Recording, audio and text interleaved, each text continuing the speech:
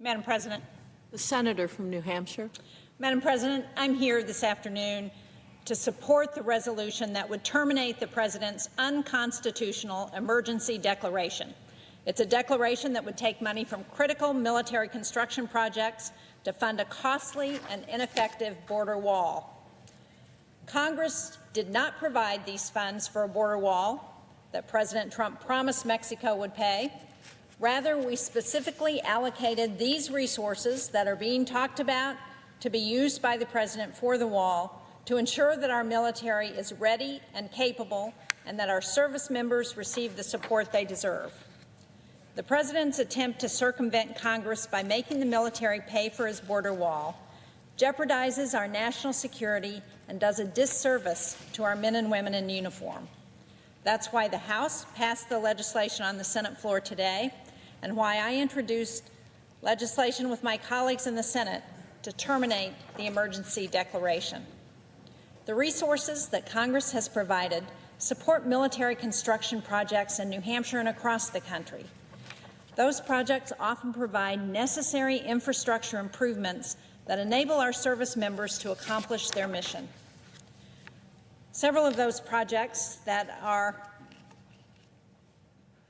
I think, potentially being reviewed for adding to the list to take money from are at the Portsmouth Naval Shipyard.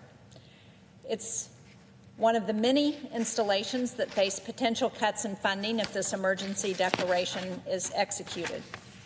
Now, Congress has already approved funding for several projects at the shipyard and at our public shipyards around the country that support critical submarine maintenance, and any disruption to funding of those projects could lead to costly delays and to a reduction in military readiness because they would derail carefully laid plans to upgrade aging infrastructure.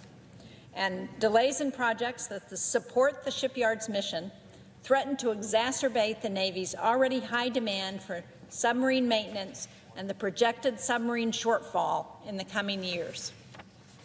I recently sent a letter to President Trump and spoke with the leaders at DOD, urging them to protect these important projects at the shipyard. But the only way to ensure that these projects move forward is to terminate the emergency declaration. In addition to projects at the shipyard, the emergency declaration could also impact New Hampshire's National Guard readiness centers, which are in desperate need of modernization. A 2014 report from the Army National Guard ranked the condition of New Hampshire's National Guard facilities 51 out of 54 states and territories. Our National Guard has been forced to shoulder an enormous burden since the wars in Iraq and Afghanistan. Service members have often faced multiple deployments, and they've still had to respond to natural disasters at home and to other personal crises. The New Hampshire National Guard can't afford further delays to the Readiness Center improvements because of President Trump's emergency declaration. These military construction projects in New Hampshire are at risk because President Trump wants to score political points by building a wall rather than focusing on the border security proposals that actually worked.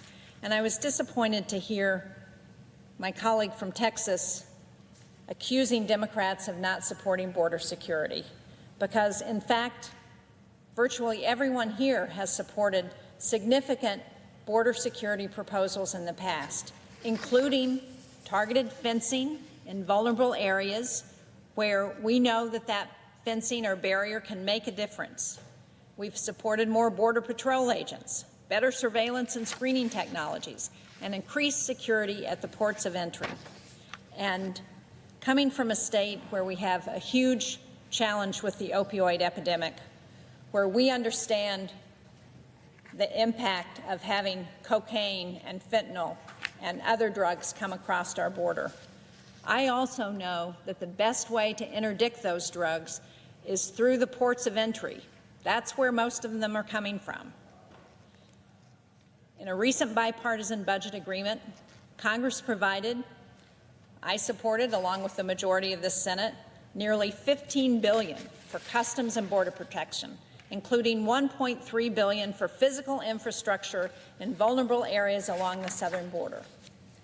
The reality at our borders is that the vast majority of drugs and contraband come through the ports of entry.